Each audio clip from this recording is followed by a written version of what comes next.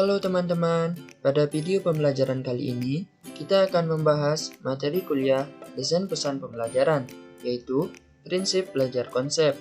Bersama saya, Muhammad Hendra Firdaus dengan NIM 20110210116 dari Program Studi Teknologi Pendidikan Universitas Pendidikan Ganesha.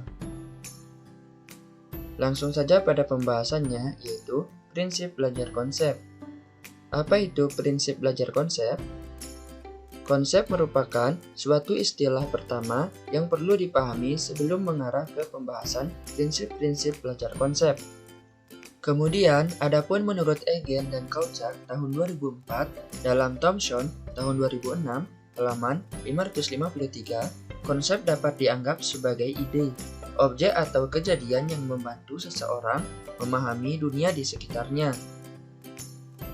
Kemudian, untuk dapat memudahkan memahami apa itu konsep, Flavel tahun 1970 dalam Dahar tahun 1989 menyarankan bahwa konsep-konsep dapat berbeda dalam 7 dimensi, yaitu yang pertama, setiap konsep memiliki atribut yang berbeda, di mana contohnya kursi harus mempunyai permukaan yang datar, memiliki sandaran, dan memiliki 4 kaki. Kemudian, yang kedua yaitu konsep memiliki struktur yang menyangkut tergabungnya atribut-atribut, di mana konsep kelas sosial ditentukan oleh hubungan antara pendapatan, pendidikan, jabatan atau pekerjaan, dan faktor-faktor lainnya.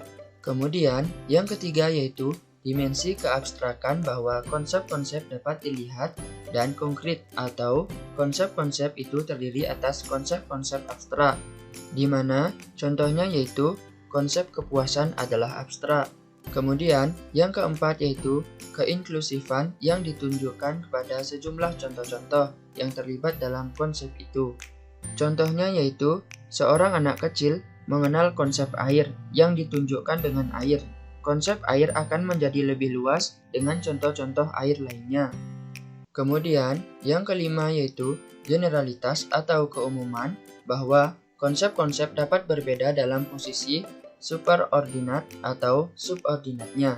Contohnya yaitu konsep sapi adalah subordinat dari konsep mamalia. Selanjutnya, konsep mamalia bagian dari konsep hewan.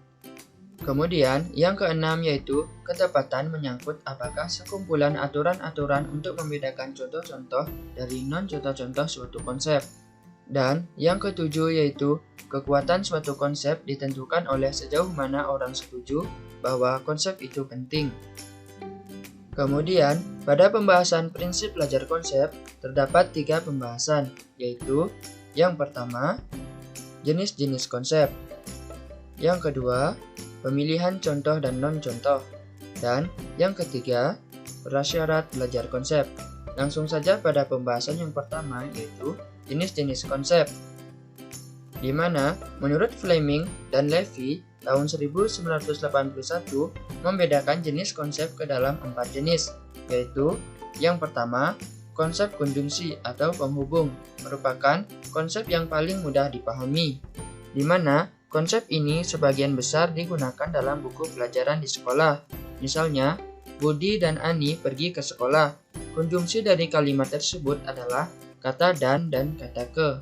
Kemudian, yang kedua yaitu konsep benda nyata lebih mudah dijelaskan dari beberapa konsep abstrak, di mana konsep benda nyata dapat divisualisasikan dengan jelas, sehingga orang akan mudah memahaminya. Kemudian, yang ketiga yaitu konsep abstrak dapat dipelajari dari berbagai struktur verbal. Misalnya, menjelaskan konsep metamorfosis yang merupakan konsep abstrak dapat dijelaskan melalui definisi dan pemberian contoh-contoh kasus metamorfosis. Dan yang keempat yaitu konsep mudah dipahami dengan sejumlah kriteria dan non-kriteria. Misalnya, Budi mempelajari konsep ikan. Kriteria ikan adalah hidup di air dan bernafas dengan insang. Kemudian, pembahasan yang kedua yaitu pemilihan contoh dan non-contoh. Penggunaan contoh dan non-contoh merupakan cara yang dapat digunakan menjelaskan konsep. Bagian yang pertama yaitu gunakan contoh dan non-contoh, di mana contoh menunjukkan apa itu konsep dan non-contoh menunjukkan yang bukan konsep. Kemudian, yang kedua yaitu gunakan beragam contoh, di mana penyajian contoh-contoh memiliki peran tentang luasnya suatu konsep. Dan yang ketiga yaitu sebaiknya karakteristik contoh dengan non-contoh berlawanan, di mana sajikan sebanyak-banyak karakteristik atau atribut dari contoh agar pemahaman terhadap suatu konsep semakin mendalam. Kemudian, pembahasan yang ketiga yaitu prasyarat belajar konsep. Yang pertama yaitu pelajari terlebih dahulu konsep yang mudah, di mana dalam belajar konsep, suruh pembelajar membedakan antara atribut-atribut. Gagne dan Briggs dalam Fleming dan Levy tahun 1981 menyatakan bahwa perlu hierarki dalam belajar. Artinya, pengetahuan dan keterampilan tertentu menjadi prasyarat untuk belajar pengetahuan dan keterampilan berikutnya. Dan yang kedua yaitu fasilitasi pembelajar dengan pembelajaran yang tepat, di mana pengetahuan awal digunakan sebagai pijakan untuk membelajarkan pengetahuan baru atau konsep baru. Dalam pembelajaran, sajikan contoh-contoh familiar atau tidak asing dari sebuah konsep yang akan dibelajarkan.